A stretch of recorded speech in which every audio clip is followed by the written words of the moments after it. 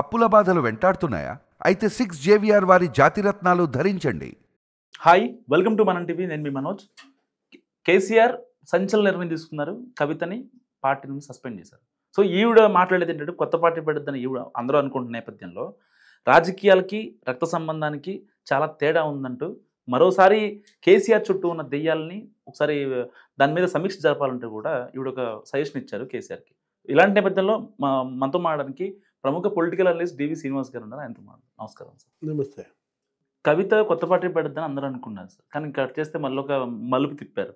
మళ్ళీ ఆయన దగ్గర ఎవరైతే ఉన్నారో వాళ్ళని కొంచెం చూసుకోవాలి, ఆ దెయ్యాలను మీరు పట్టించుకోకపోతే ఎట్లా అని మాట్లాడుతున్న పరిస్థితి. ఏమంటారు దీనిపై? కవిత కంట కన్నీరులకు సిరి ఇంట ఉంటుందా? సిరి తెలంగాణలో ఉంటుందా? సిరి పార్టీలో ఉంటుందా? అంటే కలకంటి కంట కన్నీరులకు. ఇప్పుడు కవిత కన్నీళ్ళు మరి ఎవరికి శాపాలు అవుతాయి? ఎందుకు ఆమెనంత ఏడిపించాల్సిన పరిస్థితి వచ్చింది? ఎక్కడ వాళ్ళ మధ్య గ్యాప్ వచ్చింది? ఎవరు ఆ గ్యాప్ క్రియేట్ చేసింది? దాన్ని గ్యాప్ భర్తీ చేయాల్సినటువంటి పెద్దలు ఎందుకని భర్తీ చేయలేకపోయారు సకాలంలో? ఈ పరిస్థితి ఏది సస్పెన్షన్ దాకా ఎందుకు వచ్చింది? అసలు బహిష్కరణ అన్నారు, మళ్ళీ ఎందుకని సస్పెండ్ చేశారు? దానిపైన మళ్ళీ విమర్శలు. ఈటెల రాజేందర్ని బహిష్కరణ ఎలా చేస్తారు, ఈమెను సస్పెన్షన్ ఎలా చేస్తారు? అంటే బీసీఏని బహిష్కరించారా? ఒకటి ఇక్కడ తను లేవనెత్తినటువంటి ప్రశ్నలకు సమాధానాలు లేక సస్పెన్షనా? రజతోత్సవ సభ నాడు మరి ఆమె అసంతృప్తి, ఆ తర్వాత పుట్టింది ముసలం, లేఖ రాసింది ఒక కార్యకర్తగా పార్టీ అధ్యక్షుడికి. అది లీక్ చేసింది ఎవరు? ఇప్పటివరకు ఆ లీక్ వీరుడిపై చర్యలు ఉన్నాయా? లేవు. తను సామాజిక న్యాయం గురించి మాట్లాడింది, సామాజిక తెలంగాణ గురించి మాట్లాడింది. ఇప్పుడు ఈ సస్పెన్షన్ ద్వారా బీఆర్ఎస్ సామాజిక తెలంగాణకు వ్యతిరేకమనా? ఇప్పుడు బంగారు తెలంగాణ తెస్తామన్నారు. హరీష్ రావు ఇంటూ బంగారం ఉంటే సరిపోద్దా? సంతోష్ రావు ఇంటూ బంగారం ఉంటే సరిపోదుగా? ఇప్పుడు ఈ బంగారం గోళ ఇది. ఇప్పుడు ఇది ఇక్కడ ఏంటంటే, ఇప్పుడు హరీష్ రావు ఇంటో బంగారం, సంతోష్ ఇంటో బంగారం, కేటీఆర్ ఇంటో బంగారం, నాది ఇంటో అంత బంగారం లేదనా? ఇప్పుడు ఇది బంగారం తెచ్చిన తిప్పలా ఏంటి? తిప్పలు కూతురు ఎందుకు రోడ్డు ఎక్కింది? సార్, కవిత గట్టిగా కోట్ చేస్తున్న మాట అంటే అంతర్గత ప్రజాస్వామ్యం. లాస్ట్ టైం లేఖలో ప్రస్తావించింది అదే, ఇప్పుడు ఈ ప్రెస్ మీట్లో కూడా మాట్లాడింది అది.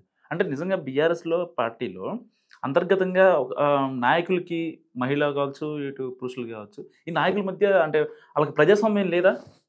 పార్టీ కుటుంబ పార్టీలు. ఇప్పుడు వీళ్ళపై విమర్శ అదే కదా, పరివార పార్టీ అని తిట్టిపోయారు మోడీ, షా, రాజ్నాథ్. అప్పట్లో ఏంటి ఎన్నికల ప్రచారంలో ఇది భ్రష్టాచార రాష్ట్ర సమితి అన్నారు. బీఆర్ఎస్కే వాళ్ళు అబ్రివేషన్ మార్చేశారు. అక్కడే పోయింది వీళ్ళ పరువు. ఏది అవినీతి కుంభకోణాల్లో కూరుకుపోయినప్పుడే వీళ్ళ పరువు పోయిందనమాట. ఇప్పుడు కాళేశ్వరం ఇవాళ ఏంటి 1,00,000 కోట్లు గోదాట్లో పోసారంటున్నారు. గోదాట్లో కాదు, వీళ్ళ నోట్లో పోసుకున్నారు. 1,00,000 కోట్లు ఇవాళ సంపన్న రాష్ట్రంగా ఉన్న తెలంగాణ అప్పుల పాలు ఎందుకైంది? 8 లక్షల కోట్ల అప్పుల్లో 10 ఏళ్లలోన అక్కడే కనపడుతోంది 1,00,000 కోట్లు. ఎక్కడ? ఒక కాళేశ్వరంలోనే. ఇప్పుడు పీసీ ఘోష్ కమిషన్ మీరు విమర్శలు చేయొచ్చు, పీసీసీ కమిషన్ అనో ఏదో, కానీ ఇప్పుడు ఆల్రెడీ ప్రజా కోర్టులో తీర్పు వచ్చేసింది కాళేశ్వరం పైన. ఇక ఈ హైకోర్టులో, సుప్రీంకోర్టులో తీర్పులు కాదు కావాల్సింది. ప్రజలేంటి కాళేశ్వరం కూల్చారు, అందుకే మీ పార్టీని ప్రజలు కూల్చేశారు.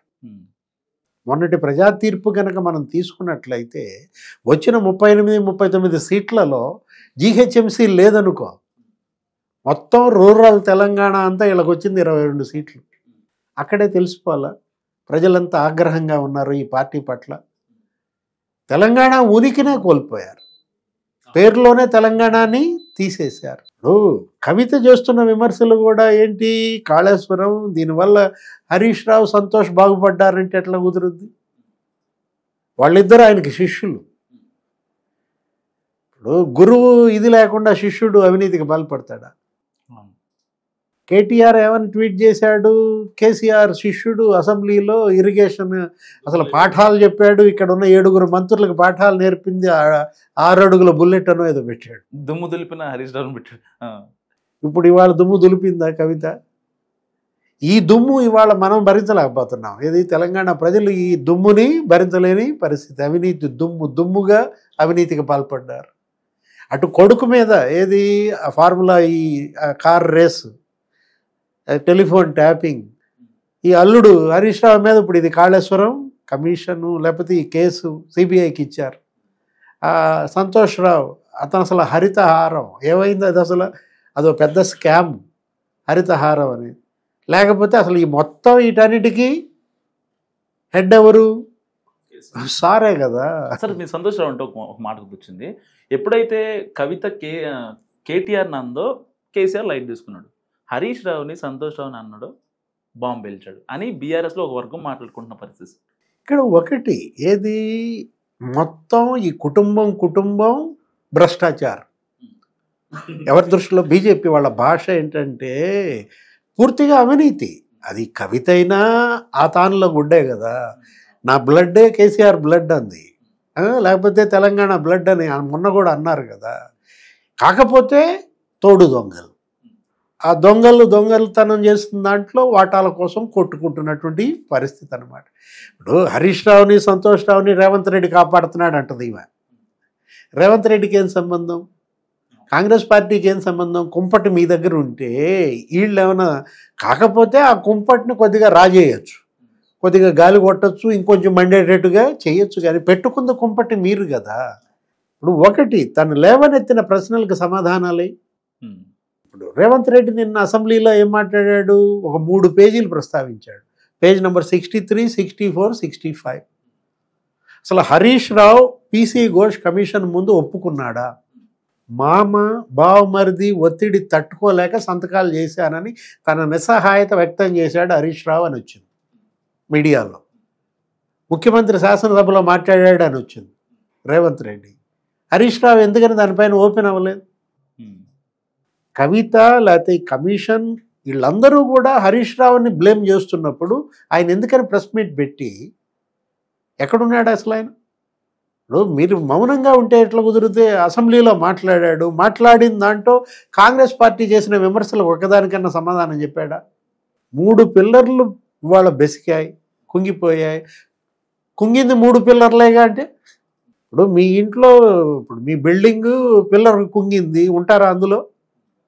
ఖాళీ చేస్తారా? మీరు ఉంటానన్నా కమిషన్ జిహెచ్ఎంసీ ఊరుకోదు, ఖాళీ చేయమని చెప్పొద్దు. ఇక్కడ ఏంటిది మొత్తం రాష్ట్ర యొక్క భద్రత, కోట్లాది ప్రజల యొక్క భద్రత. ఇవాళ కాళేశ్వరం అది ఏమైనా కొట్టుకుపోతే ఏంటి పరిస్థితి? ఎవరు దాన్ని అసలు మార్చింది? డిజైన్ మార్చింది ఎవరు? లొకేషన్ మార్చింది ఎవరు? పేరు మార్చింది ఎవరు? మొత్తం నేనే అని చెప్పుకున్నాడు కదా కేసీఆర్. సర్వం సహా కేసీఆర్ 10 ఏళ్ల పరిపాలన పూర్తి అవినీతిమయం. అందుకే ఇప్పుడు ఈ కేసులు, ఈ కమిషన్లు. కాకపోతే ఇక్కడ మ్యాచ్ ఫిక్సింగ్ అని ఆరోపించుకుంటున్నారు. అవును, 3 పార్టీలు, ఆ 2 పార్టీలు మ్యాచ్ ఫిక్సింగ్ అని 3వ పార్టీ అంటది. బీఆర్ఎస్ అదే అంటది, బీజేపీ అదే అంటది, కాంగ్రెస్ అదే అంటది. బ్లేమ్ గేమ్ కాదు ఇక్కడ బాధ్యత.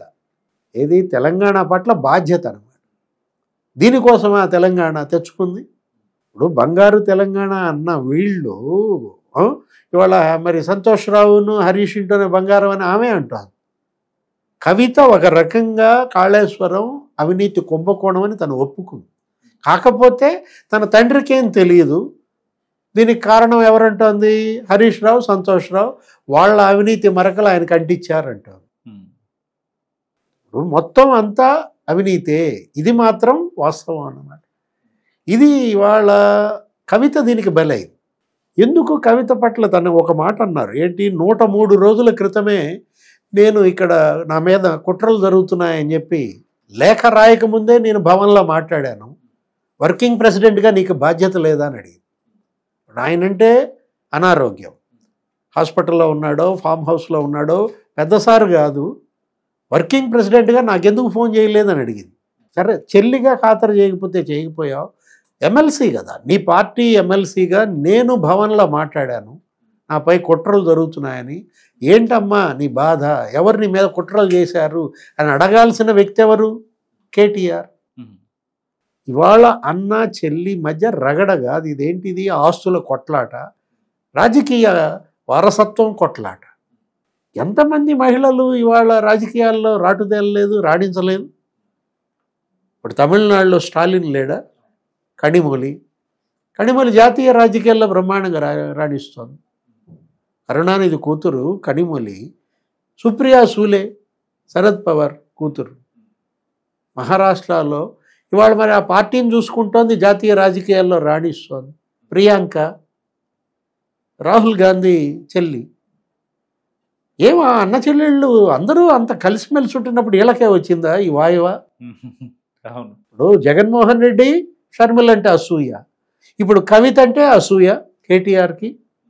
ఆడబిడ్డ కన్నీళ్లు పెడితే అంటుంది అదే అనమాట. ఇవాళ కన్నీళ్లు, కవిత కన్నీళ్లు ఇవాళ కొట్టుకుపోవటం ఖాయమా? ఈ పార్టీ కొట్టుకుపోవడం ఖాయమా? ఇదా కోరుకుంది కేసీఆర్. రాజశేఖర్ రెడ్డి చచ్చిపోయి బతికిపోయాడు, అన్న చెల్లెళ్ళ మధ్య కొట్లాడు చూడలేక చచ్చిపోయి బతికిపోయాడు. ఈయన బతికుండి వస్తున్నాడా? నరకమే కదా. ఇప్పుడు ఆ తల్లి నరకమే, ఎక్కడక్కడ విజయమ్మ, ఇక్కడ ఈ తల్లి నరకమే శోభమ్మ. ఇది అవసరమా? దీనివల్ల ఏం బాగుంటారు? నిజంగా కవితని వాళ్ళు సస్పెండ్ చేశారు. ఆ రోజు కనుక సస్పెండ్ చేసుంటే, ఏది ఢిల్లీ లిక్కర్ స్కామ్ ఎప్పుడైతే అరెస్ట్ అయిందో అప్పుడు ఈ పార్టీ నిప్పు అనుకునేవాళ్ళు. కూతురునైనా సస్పెండ్ చేసి పారేశాడు, అవినీతి కుంభకోణం అని చెప్పి ఈ మైలేజ్ విపరీతంగా పెరుగుండేది. ఇదేమి డ్యామేజీ? దీనివల్ల మైలేజ్ వస్తుందా ఈ పార్టీకి? కవితను సస్పెండ్ చేయడం ద్వారా ఇంకా ఆమెకి ఫ్రీడమ్ బ్రహ్మాండంగా. ఏంటి రేపు పొద్దున పార్టీ పెట్టుద్దో లేదు, ఆ తెలంగాణ జాగృతి అంటున్నారు, లేకపోతే TBRS అంటున్నారు, తెలంగాణ బహుజన రాష్ట్ర సమిత. BRSకి ముందు టీ పెట్టుద్దా, లేకపోతే TTRS అంటున్నారు. ఏదైనా ఆమె పార్టీ పెట్టి రోడ్డు ఎక్కి ప్రచారం చేస్తే నష్టం ఎవరికి? కవితకి కలిగే నష్టమా, పార్టీకి కలిగే నష్టమా? కొరివితో తలగొక్కుంటున్నారు. కవితతో తలగొక్కోవటం అంటే కొరివితో గొక్కున్నట్టే. ఇది డివి శ్రీనివాస్ గారు అనాలిసిస్. చూస్తూనే ఉండండి మనం టీవీ.